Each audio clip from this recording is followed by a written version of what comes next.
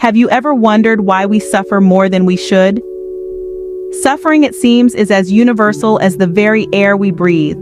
It's a shared human experience that transcends borders, cultures, and personal identities. It's an enigma that has puzzled philosophers and thinkers since time immemorial. Yet it's not just a mystery to be solved, it's a reality to be lived. Suffering shapes our lives, molding us into who we are. It's in the struggle, the pain, the heartbreak that we discover our strengths and weaknesses. We taste the bitter and the sweet, the joy and the sorrow. We understand life not despite suffering, but through it. We come to realize that suffering is not just about enduring pain, it's also about understanding its roots and learning how to navigate it. So let's delve deeper into this enigma. What if there was a way to understand our suffering better?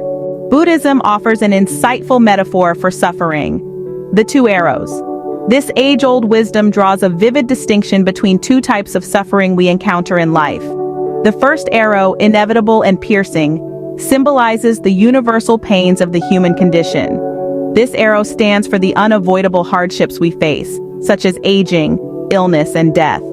It also encompasses the uncertainties and disappointments that life throws our way. These challenges are inherent in our existence, and Buddhism urges us to accept them as part of the very fabric of life. The second arrow, however, is a product of our mind. This represents the self-inflicted suffering that arises from our reactions to the first arrow. It's the mental and emotional distress we create for ourselves through resistance, attachment, and negative reactions to the unavoidable pain of life. Our aversions, desires, and attachments fuel this second arrow. When we resist the realities of life or cling to our expectations and desires, we shoot this second arrow into ourselves, amplifying our pain and suffering. But it's important to remember that while the first arrow is inevitable, the second arrow is optional. It's our choice whether to let it loose or not. It's within our power to control our reactions, to change our responses to life's challenges, and to prevent that second arrow from causing additional harm. The wisdom of the two arrows teaches us to separate the pain that life brings from the suffering we inflict on ourselves. It reminds us that while we cannot control the first arrow, we have the power to prevent the second one. It encourages us to respond to life's challenges not with fear or resistance, but with acceptance, understanding, and compassion. So the question is not whether we will face pain and hardship, that's a given.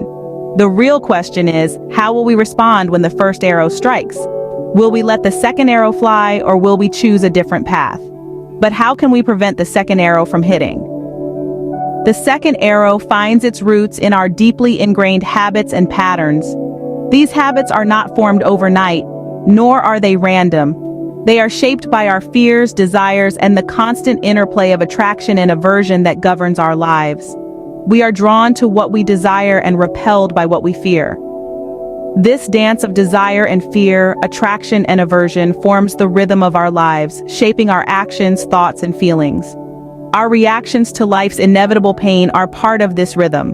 When we resist the pain, when we try to push it away or deny it, we are acting out of fear. When we cling to our desires, when we insist that life must be a certain way, we are acting out of attraction. Both of these reactions are forms of suffering, the self-inflicted wounds of the second arrow. But what if we could change our dance? What if we could move through life with a different rhythm, one that does not intensify our pain, but soothes it? This is where mindfulness comes into play. Mindfulness is a practice of paying attention, of observing our experiences without judgment or reaction. It is a way of being present with what is, rather than getting caught up in what we fear or desire. With mindfulness, we can begin to understand our habitual patterns. We can see how our fears and desires shape our reactions to pain. We can see how our attraction and aversion keep us stuck in cycles of suffering. And with this understanding, we can start to make different choices. We can choose to respond to pain with compassion instead of fear, with acceptance instead of resistance. This is not an easy process. It takes patience and practice. It requires a willingness to sit with discomfort, to look closely at our fears and desires, to question our habits and patterns. But the rewards are immense. With mindfulness, we can learn to navigate life's inevitable pain without adding unnecessary suffering. We can learn to dance with life rather than against it. Mindfulness is the key to avoiding the second arrow. It is the path to a more peaceful, compassionate, and wise way of being in the world. Mindfulness serves as a powerful antidote to the second arrow.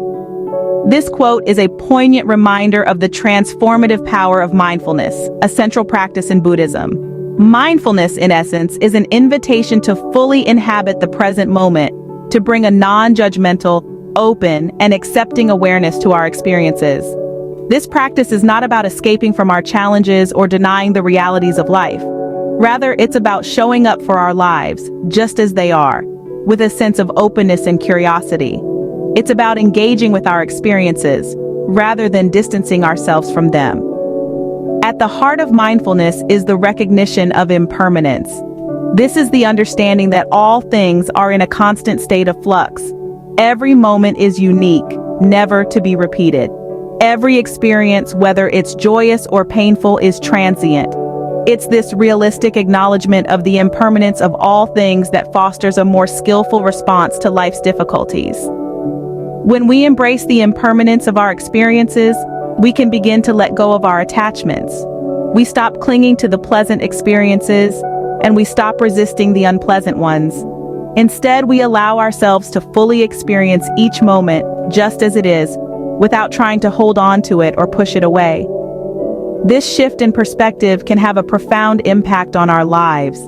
It can help us to navigate our challenges with a sense of equanimity. Equanimity is a state of balance and steadiness of mind, regardless of the circumstances. It's about remaining centered amidst the ups and downs of life. Cultivating mindfulness is not a one-time event. It's a journey, a continuous process of deepening our awareness and refining our understanding. It's about learning to be more present, more connected, and more engaged with our lives. And as we cultivate this mindful awareness, we become more adept at recognizing the second arrow, the self-created suffering.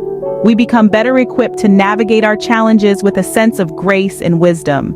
And ultimately, we learn to live our lives with a greater sense of peace, joy, and fulfillment. Mindfulness helps navigate life's challenges with equanimity. By cultivating mindfulness, we can develop a more resilient and compassionate response to the inevitable challenges of life. It's a journey of inner transformation that can lead to greater freedom and well-being. Impermanence and non-attachment are central to the teaching of the two arrows. These two concepts form the bedrock of Buddhist wisdom, enabling us to navigate the realities of life with grace and equanimity. Let's start with impermanence.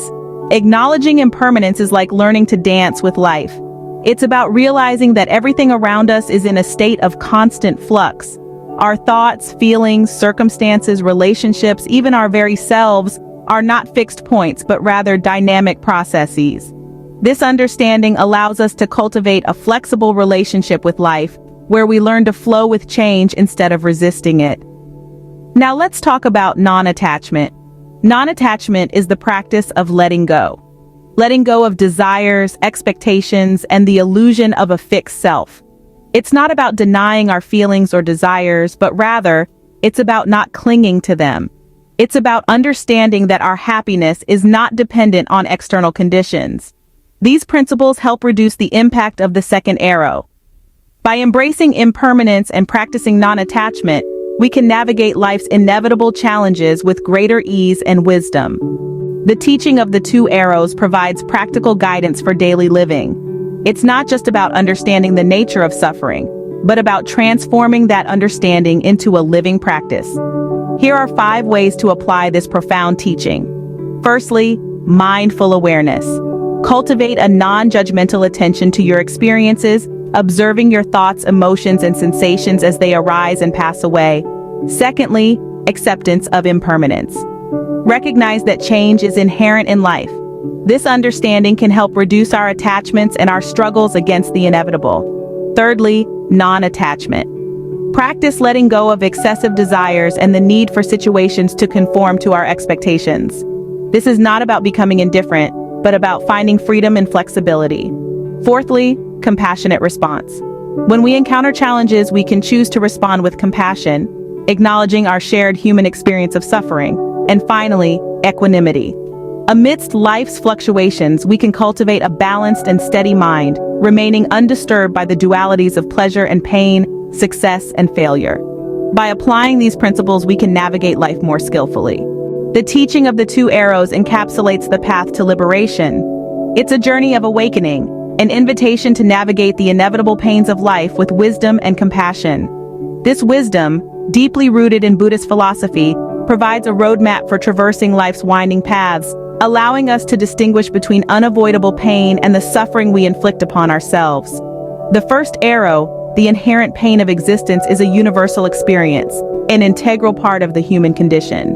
The second arrow, however, is self-inflicted, born out of our reactions, our resistances, and our attachments to life's inevitable pains. Understanding these two arrows, we can cultivate mindfulness, recognize impermanence, and practice non-attachment.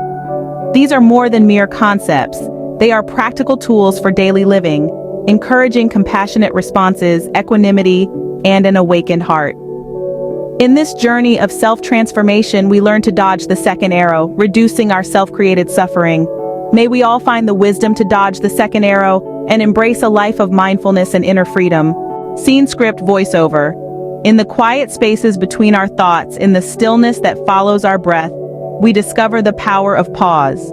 This pause, this moment of silence, is not an empty void but a space rich with potential. It is in this space that we can reflect, absorb, and integrate the teachings we've just explored. We invite you now to take a moment to allow the wisdom of the two arrows to sink in. Remember, the first arrow is unavoidable, part of the human experience. The second arrow, however, is optional, self-inflicted through our reactions and attachments. By cultivating mindfulness, embracing impermanence, and practicing non-attachment, we can learn to dodge the second arrow, reducing our self-created suffering. May this pause be a moment of insight, a moment of awakening. May it be a stepping stone on your path to liberation.